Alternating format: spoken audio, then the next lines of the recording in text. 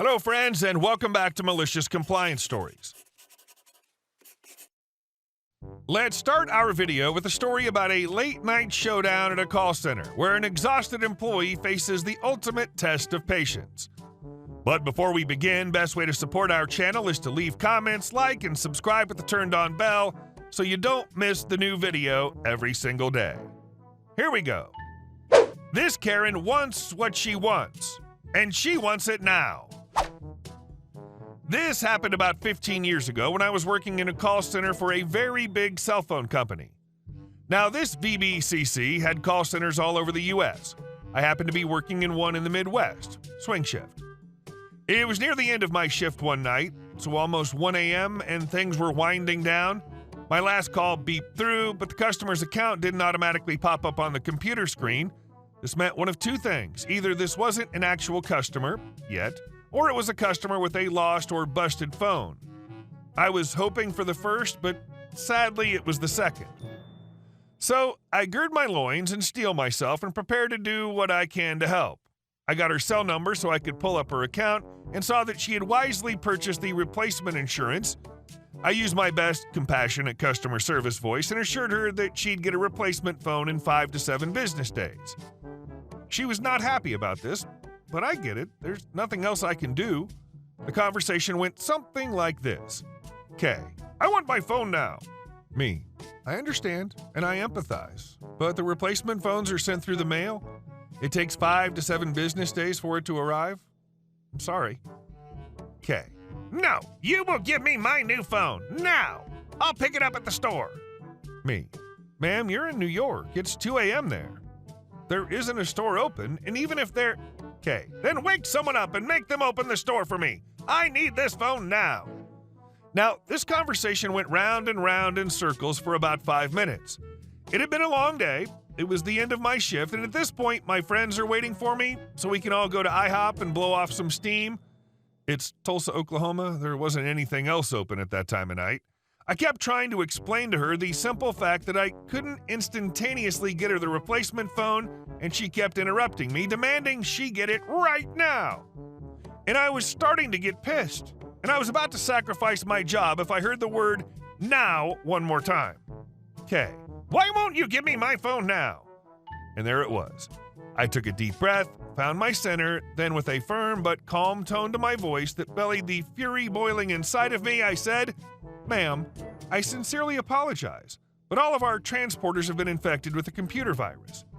You don't want me to beam you a mutated phone that would bite off your ear, then embed itself into your brain now, would you? No, you would not. So you'll just have to wait patiently while we use 21st century technology to get your replacement phone in 5 to 7 business days. I'm ending this call now. Thank you, and good night. Click. I logged off, I grabbed my coat, and stood up, ready to finally leave.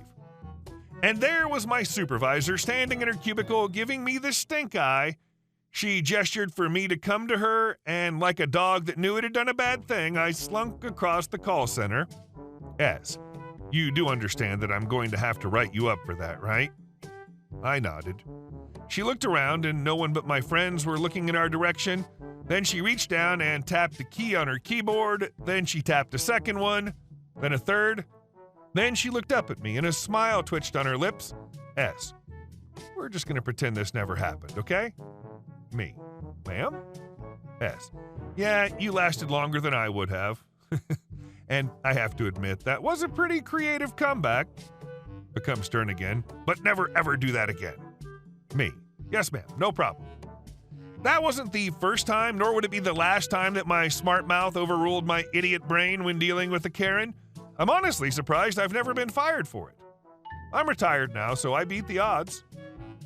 I should have used my luck on the lottery instead. What a story. It's like a slice of customer service life, frustrating, hilarious, and entirely too relatable. It's commendable how you managed to keep your cool for as long as you did under such relentless pressure. And our second story. Karen demands I drive 24/7 to bring water to their rental house. I own a hot tub repair and maintenance company, and one of the services we offer is hot tub water refills, where we truck in the water to fill the tub if the well at the house can't produce enough or if there's a requirement. One of the wells at a home I service went dry. This happens, and it has a backup 500-gallon cistern. So the property manager asked if I could fill their tank. I said, yep, no problem. By the way, the well still does produce water. It's just not as much as needed. So usually if you can augment the tank, then the well will recover and you're good. At the time, my truck was in the shop, so I borrowed my parents' SUV, hooked up my water trailer, filled up the tank, then transported it to their house. I would have normally declined, but the property manager was desperate, and I'm the only company in town with water transport equipment. They're all good to go, and Karen is set to arrive that evening. Just a day and a half later, the house has run out. The property manager called me, and I asked if there was anything I could do. Probably I could take a look. It's Sunday, the bulk water fill location is closed, and I had no truck or ability to tow. For what it's worth, the property manager offered a new house to them to stay at, but the entitled parents didn't want a different house.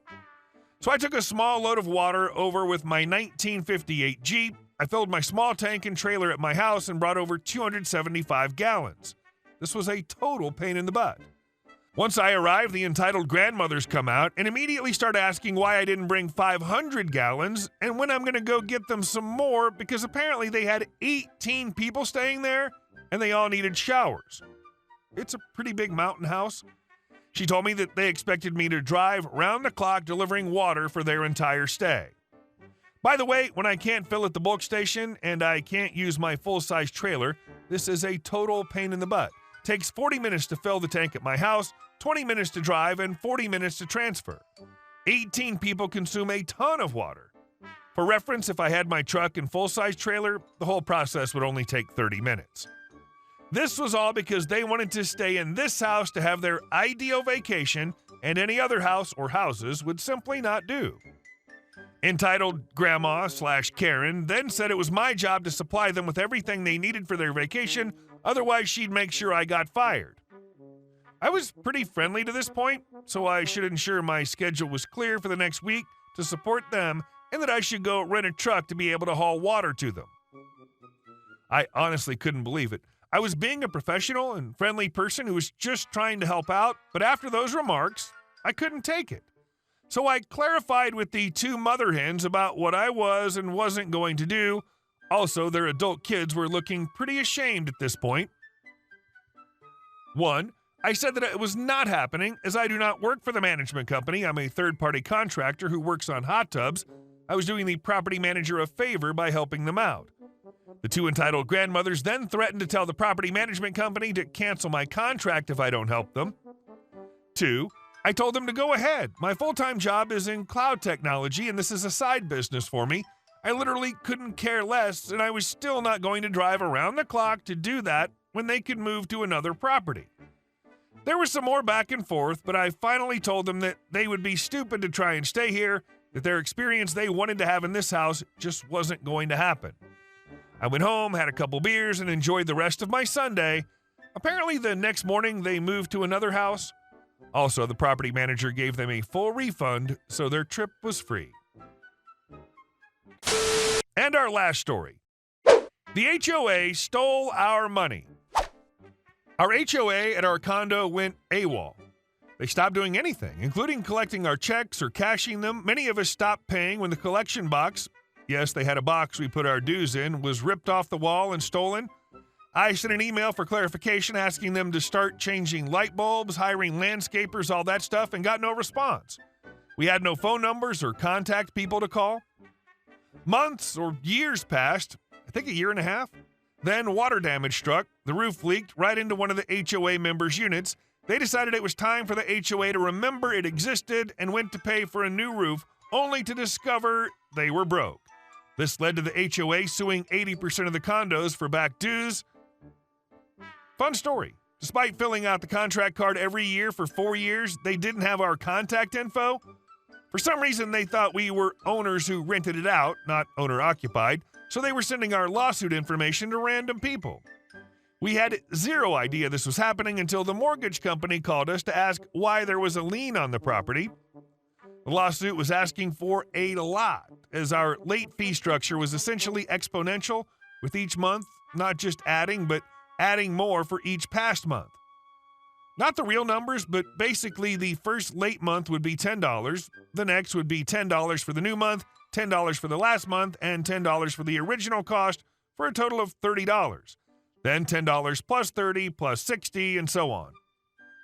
It was much more than $10 a month, though. Some people ended up owing more than their condos were worth and chose to default on their mortgage to get out. Some people who lived here before they were condos literally had never been told there were HOA fees and no one bothered to check in 30 years.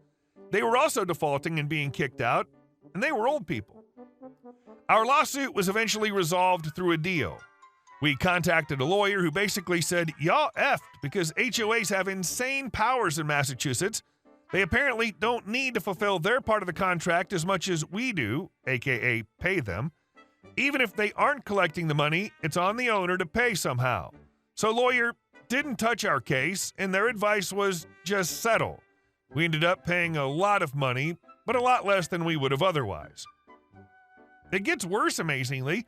Guy at the HOA hired a buddy's friend to do the roofing job. Guy took the money and ran. So he hired another buddy's friend, who then actually did a roofing job.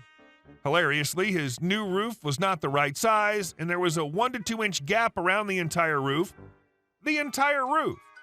Next time it rained, every unit on the top floor got flooded. So now we have no money, no one to sue, and no roof. I was on the ground floor, so I wasn't affected by the roofing issues. Fees went way up, obviously. Eventually, people got sick of the bull crap, and we hired an actual management company. They were great. They cleaned the place up, got real roofs, and got the right loans and stuff we'd need instead of just relying on pure cash. We never caught the guy who ran off with our money.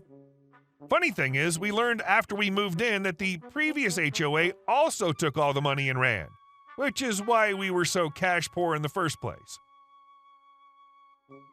Hey guys, thank you all for watching the video. I'll see you in the next one.